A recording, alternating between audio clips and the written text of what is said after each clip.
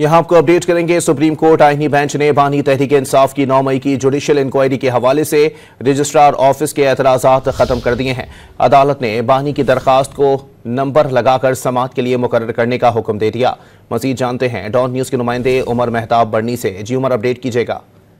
जी बिल्कुल, supreme court के आईनी बेंच की जानिब से बानी पीटीआई की 9 मई के हवाले से जुडिशल कमीशन के जरिए तहकीकात की दरख्वास्त पर रजिस्ट्रार ऑफिस के एतराज़ात खत्म कर दिए हैं। अदालत ने बानी पीटीआई की दरख्वास्त को नंबर लगाकर समाअत के लिए मुकर्रर करने का हुक्म दे दिया है। दौरान समाअत एडिशनल अटॉर्नी जनरल की जानिब से मौक़िफ़ अपनाया गया कि एक एतराज़ इस दरख्वास्त पर यह भी है कि मामला अवामी अहमियत का नहीं। अदालत में फेडरेशन इस नुक्ते पर दलाइल देगी। ये दरख्वास्त अवामी अहमियत की नहीं है।